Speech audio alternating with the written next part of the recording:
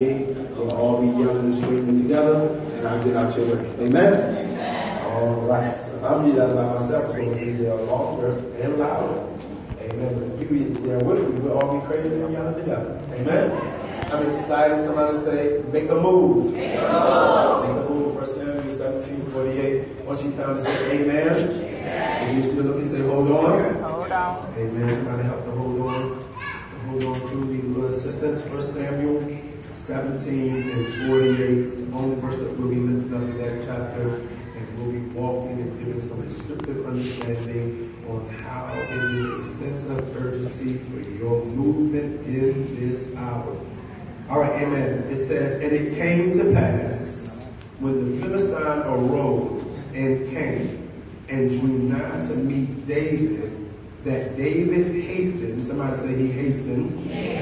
And ran toward the army to meet the Philistine. In certain translation it says he ran towards the battle line. Amen. I'm going to read it again. It's very short. And it came to pass when the Philistine arose and came and drew nigh to meet David, that David hastened and ran toward the army to meet the Philistine. Father, bless this opportunity to minister your word only like you can. In Jesus' name that we pray. Amen. We all know this story to be that of David and Goliath. And without giving too much history or even laying a foundation, the Sunday school story of David and Goliath was that of David being pushed to the forefront to avenge Goliath in such a way because Goliath came against the army of the Lord and the people of God. So David has now been propelled to the battle line. We see in the text this morning that David began to make a haste towards the battle line as the enemy came towards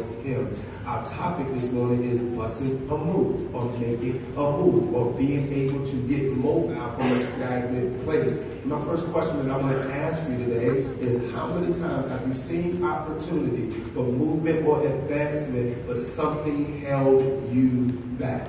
Sometimes it could be age, sometimes it could be finances.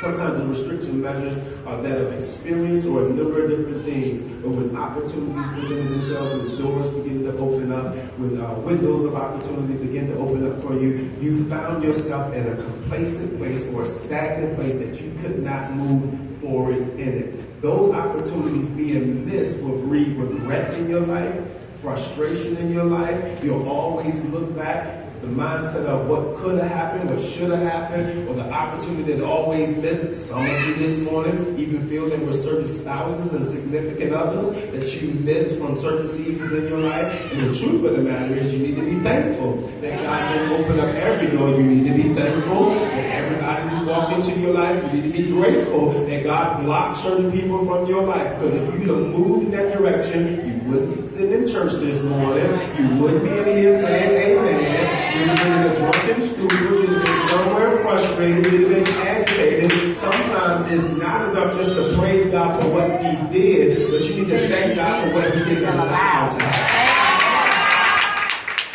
God is so gracious to grant you your heart's desire. If He had answered that prayer, you would have realized it was the enemy disguised as something that you didn't see in face value. So you need to understand your movement in this hour needs to be calculated and strategic in measure so that you won't waste valuable time. I was watching a video this week, and it was a woman that was drowning in a lake. And as she was drowning, they were trying to assist her, they were trying to get her help, and the entire time she was flailing her arms, she was swinging, and she was crying, and it got to the point they said, ma'am, stop moving. Just stay still. She was frantic. She was excited. She thought she was going to die. She kept going down and up, down and up. And sooner or later, they just got to a point that says, guess what? Your movement is hurting you. Your movement is causing you to sink faster, and we can't get help to you in the appropriate time. We can't get assistance to you. So you're going to have to join in your own rescue and stop movement. Your movement will tell us how you feel. It'll tell what you've been thinking about. Your mind is saying one thing, but your body is taking you in a whole other direction.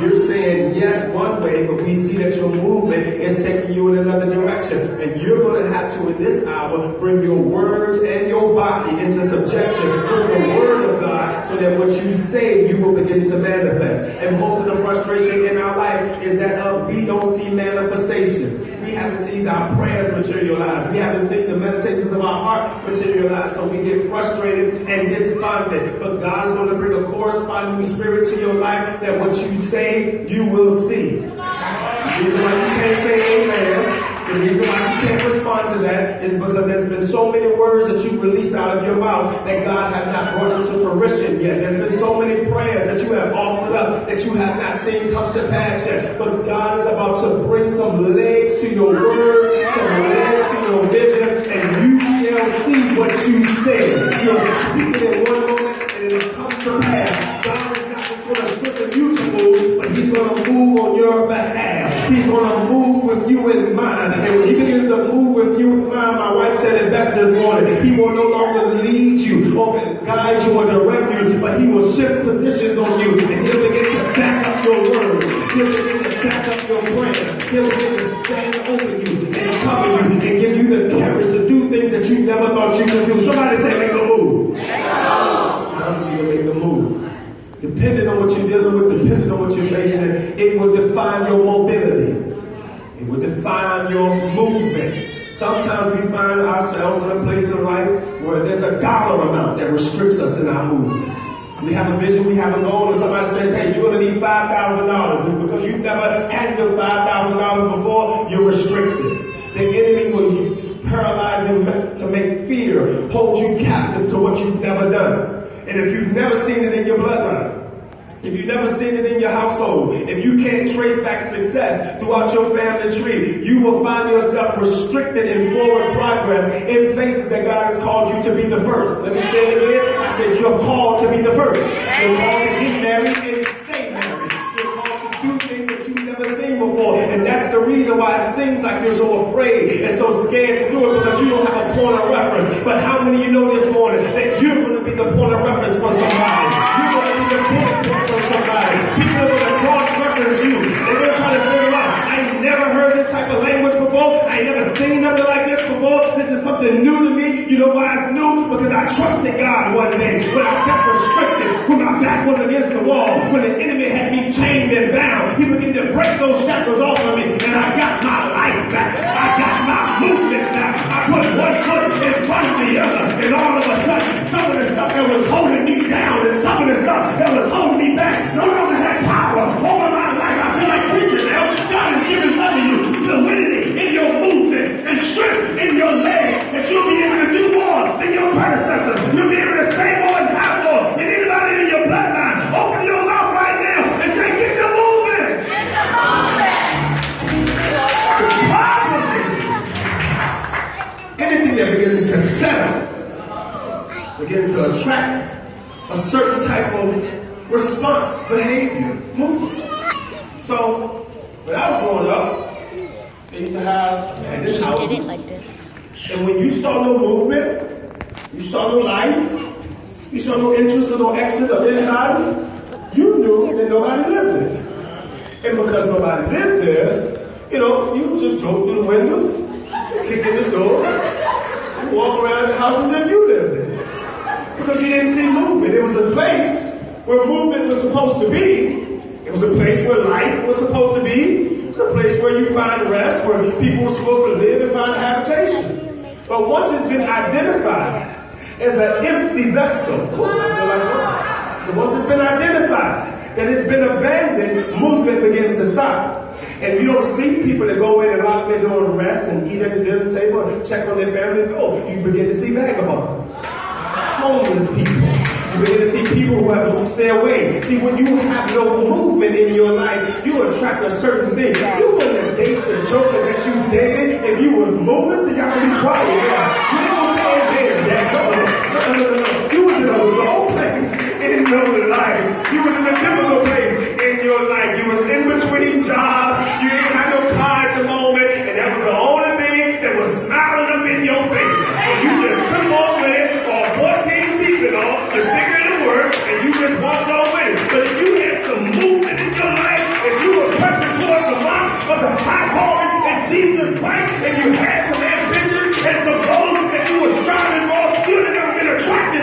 circle. And then you realize you wasted valuable time. You wasted years and efforts because of the lack of movement.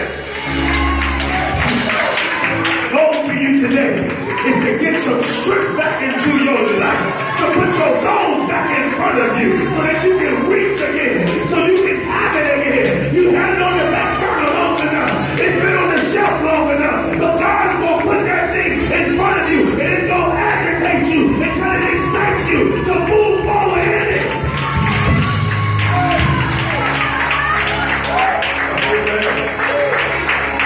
Listen. Movement is attractive. It's attractive. You might not have the best lace front. That closure ain't working for you right now. Because you are a woman of movement, a man will give you a grace. Yep. Don't no man or no woman without movement. It's attractive to men to see a woman that's about her business. I know that's the good part right there. Because when you handle the affairs of your own life, I see you juggling the kids and you're applying back to school and you ain't working right there, but you're putting resumes in and you know how to dip a piece of chicken in some grease. You don't even understand the type of attraction that comes with a woman that's on the move. See, when you just standing and you just sitting home looking at judge shows all day, I got an issue with that. I got a problem with that. But you get up every single day and you put that little lace front on your head and you put your face on and you get out there and you meet the world, you realize that that's a woman of work. That's a woman of work. That's a woman that's about her business. I need a couple of women. I know the men is going to be quiet, but I wish I had some women that know how to move and how to shake and how to make it happen.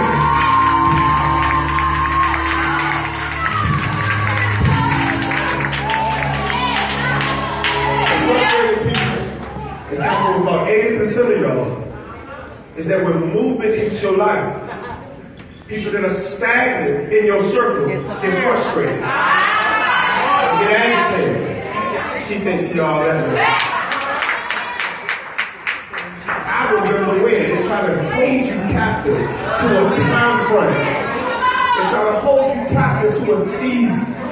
They try to make that season a durational point in your life. And you need to understand, we all have weak moments. We all have difficult seasons. But you can't make a monument out of something you should be moving through. I understand you knew me and met me when I was low. But you just met me in a season in my life when I was in between. Y'all know what in between is. You get paid every 2 weeks. And that Friday in between, oh, y'all quiet. That's the weekend that you ain't going out. That's the weekend that you ain't eating out. That's the weekend that, girl, I'm in the house this weekend. I ain't doing too much. I'm just going to sit around. I ain't going to do. That's that weekend in between. But then when payday comes, movement comes into your life, all of a sudden, you're out there, out back. You're going out there to skinny gardens. It's funny how when money comes, movement comes. But God is about to anoint you. That everything in your life could be restricted. They could have just came and picked up the car. You might have to move your residence, but you're still moving towards your goal. You won't have the lack of money, or the lack of support, or the lack of worship. Slow down forward progress in your life.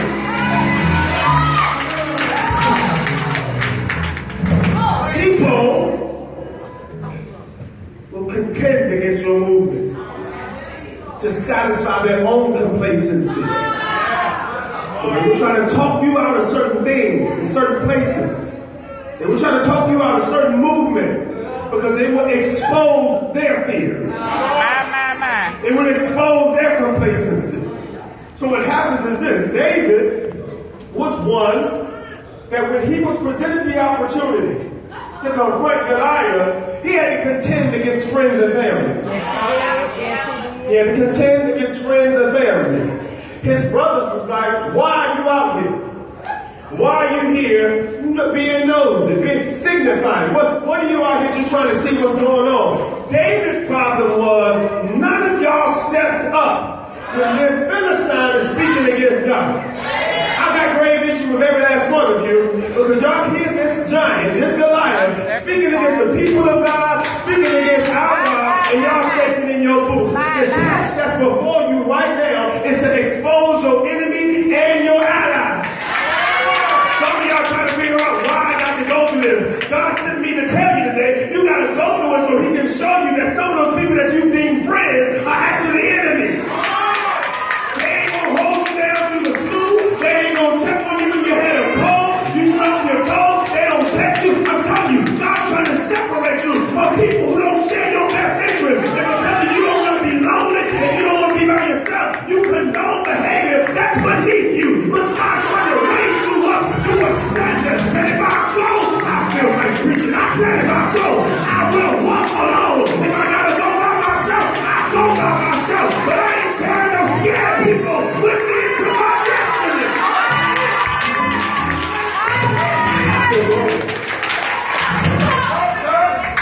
So Goliath steps up. He begins to send a word out to the people. And they were sitting here looking. Y'all supposed to be the warriors. Y'all supposed to be the soldiers. But ain't none of y'all stepped up. Y'all supposed to be the people that were trained into battle. Isn't it funny how when you was in high school, you know, they had a superlative and you had the most likely to succeed. And 10, 15 years later, you know, time has elapsed. And they send you a friend request. And you don't look like they didn't succeeded in nothing. And it's like you really think you're struggling, you really think you got issues and you got problems until you get that friend request. And girl, did you just say she was a cheerleader? She was most valuable this and this, that, and the other. I thought she had it all figured out and she was just doing all these things. She fell off the radar for 5 years. That's what she was doing.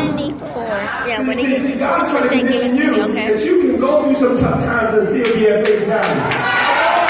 Disappear. It's the adversity.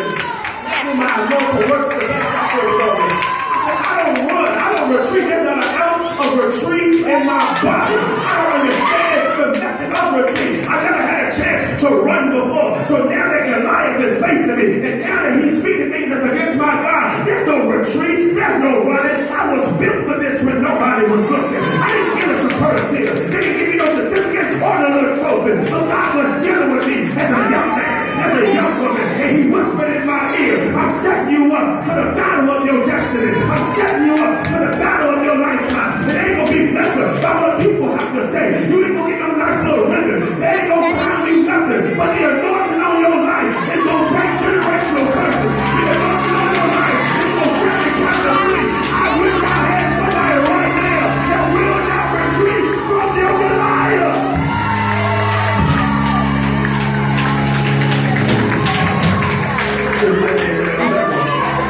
If I can get an amen out of Jameson, y'all need to lose y'all mind today. Y'all too hard up in here. So here's Saul. And Saul says, well, listen, if you go into battle, take my armor. Listen to this. He said, if you make a move towards Goliath, take my armor and put my armor on you and take my sword. And here's the critical piece of the puzzle. Saul was thinking in his mind, if you take my armor and my sword and you win, I can be credited.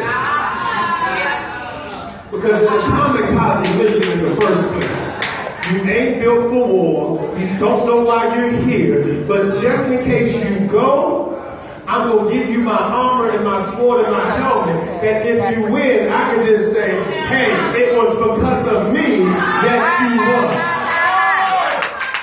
Listen to the response of David, please, in your leisure to your reading. David put the armor on. He began to look at it. And he responded to Saul and says, you know what? This don't fit me. People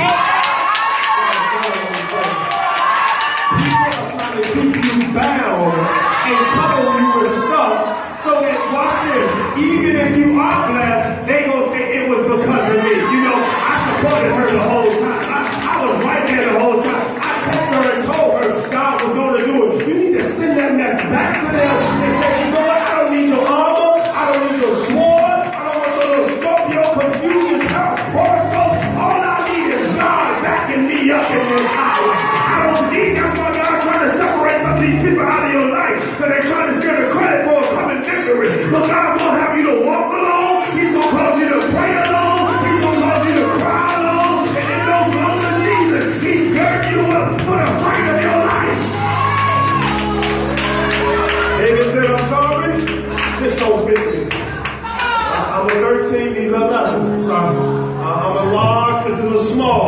What you're trying to place on me don't fit my anointing. Please do not receive what people are trying to put on you. Right before breakthrough, people were trying to put stuff on you to cover you and scandalize your name and use you in a certain type of way. Do not be dismayed. You got to send it back to the sender. When you get a piece of mail that comes to your house and you look at it and you realize it ain't addressed to you, you write on it, send it back to the sender. And some of y'all this morning need to send fear back to the sender.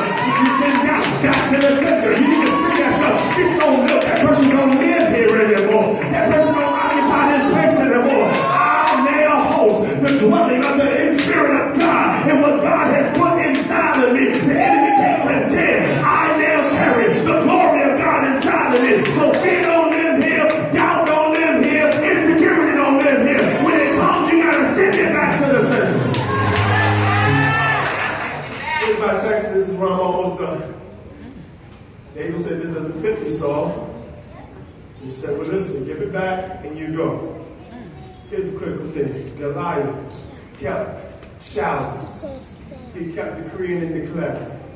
And it came a space in time where everybody got silent. And Goliath ran towards the battle. Here's the breaking point in most of our lives. Here's where it begins to be time sensitive. You know what time sensitive is? Time sensitive is that you're going to have to use this thing in a certain amount of time. You will lose the effectiveness of it. You will lose the value of it. Even products like Twinkies and honey buns and cinnamon rolls, they all have what's called expiration dates. And you need to consume it in a certain amount of time or it won't be guaranteed fresh. You understand what I'm telling you? So things even mail, like we got to get this package out and it's time sensitive. I need to get it there in a certain amount of time. If I don't get this information out, if I don't get this package out or whatever it is that's time sensitive, if I don't get it to the appropriate place on time, it will lose value. And this is why it's a need that you sit up under a preacher or you go to a church that's giving you time-sensitive information, because some of you right now are sitting up under anointings that are outdated. I know you won't say amen, but there's outdated and expired things that are being spoken into your life that's causing you to move from a place that's already been outdated and obsolete. But you need to be paired with God in such a way that you don't need the armor of Saul. You don't need the backing of Saul. You don't need even friends or family to support you. But you got a word from on high. And it's reminding you that you are the head and not the tail. The lender and not the borrower. You have information and intelligence from heaven that's reminding you that I put something inside of you that nobody can manage and nobody can label. This is a time-sensitive moment in your life that the information that God's trying to get to you is to get you to move in the realm of faith and move in the realm of excellence, that you will no longer be bound by fear, that you won't be bound by doubt, but you'll be able to move with strength and courage. In the face of Goliath running to the battle line, the Bible declares that David hastened himself. Says, and when it came to pass, when the Philistine arose and came drawing nigh to meet David, and David hastened and ran toward the army to meet the Philistine. The problem is, when the bill collector calls, you still don't answer.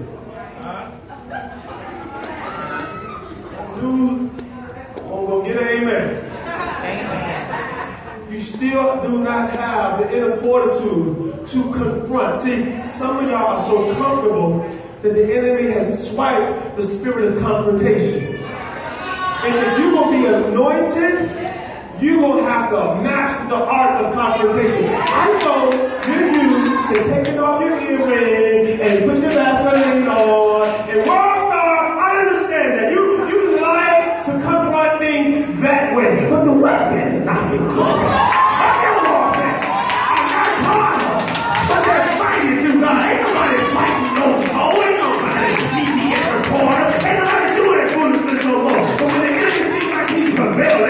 Step up to the battle line. I'm trying to figure out what's going on. Who is this uncircumcised man that's speaking against my God? See, some of y'all got a good natural fight game, but you need to learn how to fight in the spirit. I'm spending no time typing no crazy text or no ugly responding to foolishness on no social media. That comes with my anointing. The way my anointing is set up, I bring out Jezebel, I bring out Judas, I bring out the liar. They all come, and they all come and try to stop me. But that's because the anointing on my life brings out the worst and it brings out the blessed. The response, the setup, the platform did not come. But the church, it didn't come at an ordination service. It didn't come by laying their hands and said, God's going to do it for you. It came at the face of a problem. The problem that you're running from is the doorway to your breakthrough. You don't remember nothing else. And I said today, stop running from your blessing. It's that package with blessing across the top. It's packaged and it says God. It says Jezebel. Yes, it's packaged and it says the enemy. Because you don't recognize that my opponent right now is actually just a door for me to go through to get to a greater place in Him. You're going to retreat. You're going to run from it. Everybody was on the sidelines. Here's a little 6-foot man standing here saying, you know what? I'm going to defy the odds of my family. I'm going to defy the odds of my friends. They limit me to what they think I can do.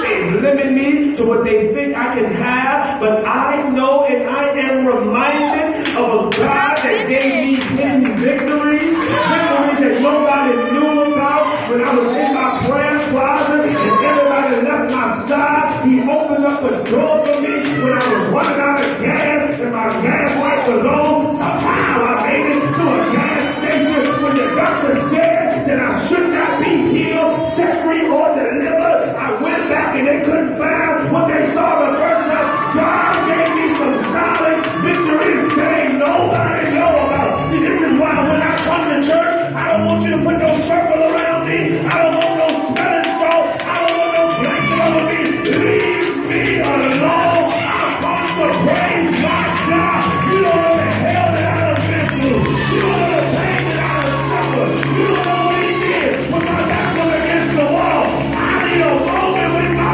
Maker. I need a moment with my Father. Please allow me to lift my hands. Allow me to shout. Allow me to jump. You don't know what I've suffered and endured. God has given me a public victory for my private prayer.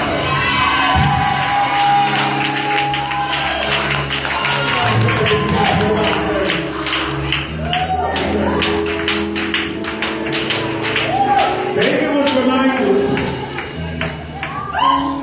the same God that gave me the strength to kill a lion, the same God that gave me the strength to kill a bear, when it came against the sheep that you called to cover and protect, be the same God that will give me strength to kill this lion. The reason and the difference maker between David and everybody else in his family and outside of him, he decided to make a move.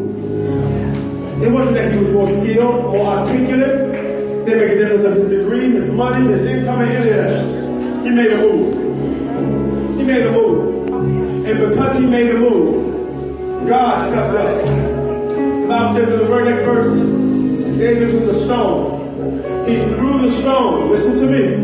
He threw the stone. And the stone hit Goliath in his forehead. And the Bible declares that the stone sunk in to his forehead. And Goliath began to fall.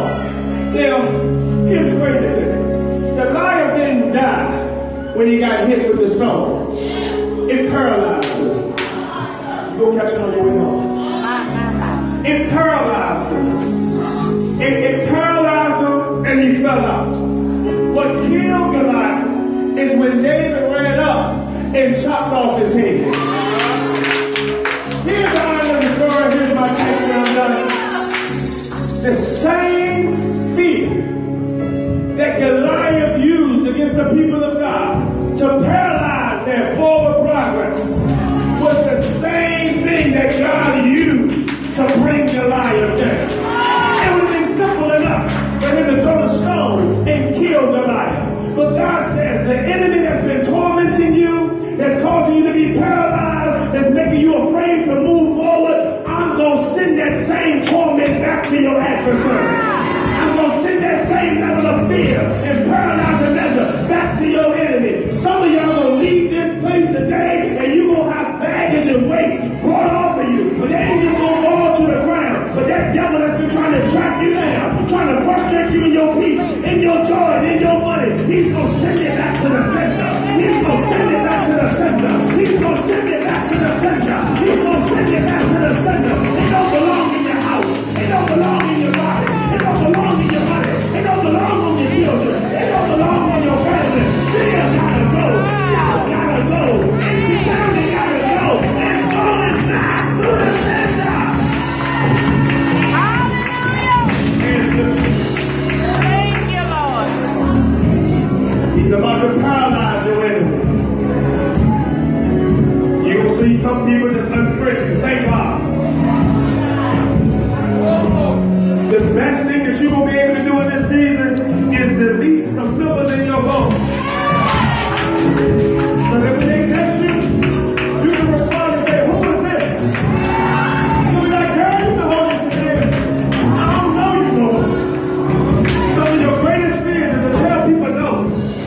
It ain't the way God knows you to set up. It ain't the season I'm in no more. I'm walking away from some stuff that had me down. I'm walking away from some people that had me down. It's time for me to make a move. And I'm no longer fearful or considerate. If you don't move with me, I'll go alone. I'll move alone. I don't need no co-signer. It ain't no buddy system. I gotta get to a place in God that's only room and space for me.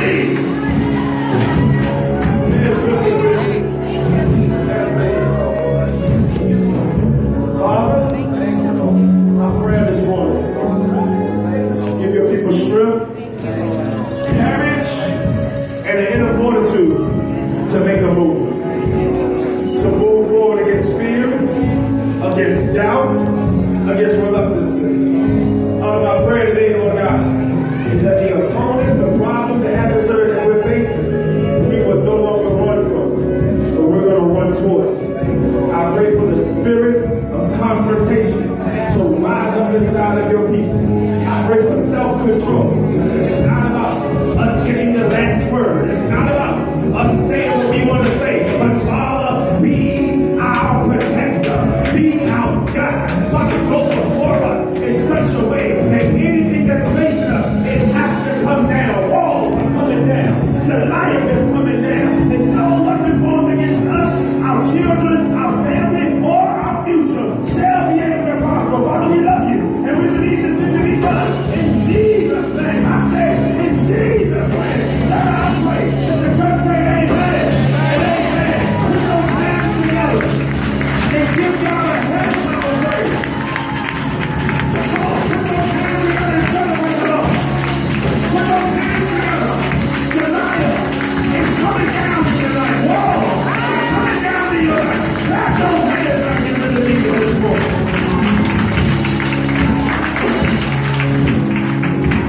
I'm going to open up this altar for prayer. If you need prayer today, I want you to come down. If you need prayer, I want you to come down. I want to pray for you. There's nothing that can hinder you or hold you back. There's nothing can restrain you. If you need prayer today, I want to pray for you. I want to lay my hands on you. Look at them coming. Y'all need to get excited. Y'all need to get excited. Off the church, as usual. I need a touch from the Father. I need instructions and insight on the next move in my life. I can look back over the last 3 months, the last 3 years, and my movement have been fruitful. My movement, there's no productivity to it. Father, I need you to critique my movement. I need your hands lifted around this altar this morning. Can y'all help me pray over these people? Can y'all